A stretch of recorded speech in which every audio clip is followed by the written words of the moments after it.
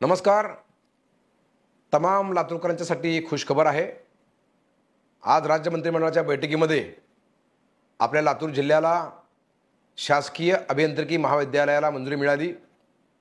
याबद्दल मी माननीय मुख्यमंत्री महोदय देवेंद्रजी फडणवीस साहेब, माननीय उपमुख्यमंत्री एकनाथजी शिंदे साहेब, माननीय उपमुख्यमंत्री अजितदादा पवार साहेब, माननीय पालकमंत्री शिवेंद्रराजे भोसले महाराज, माननीय विशेष करून आभार ज्यांचे मानायचे आहेत ते आदरणीय चंद्रकांतदादा पाटील साहेब, या सर्व मान्यवरांचं आणि राज्य मंत्रिमंडळाचं मी आभार मानतो.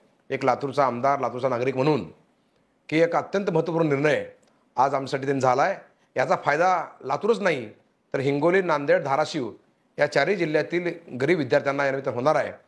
खरं म्हणजे या विषयाचा पाठपुरावा मी गेल्या 2-2.5 वर्षापासून करत होतो. 5 जुलैला पावसाळी अधिवेशनामध्ये मी औचित्याद्वारे सरकारचं लक्ष वेधलं.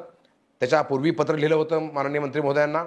त्यानंतर मी अजितदादांच्याकडे, माननीय शिंदेसाहेबांच्याकडे सतत पाठपुरावा करत होतो आणि शेवटची बैठक आमची 18 मार्चला माननीय मुख्यमंत्र्यांच्याकडे हा आग्रहपूर्वक मागणी मांडली आणि एकूण लातूर शैक्षणिक हब आहे, लातूरला कशी गरज आहे हे माननीय मुख्यमंत्र्यांना पटवून दिल्यानंतर आज त्याचा निर्णय झाला.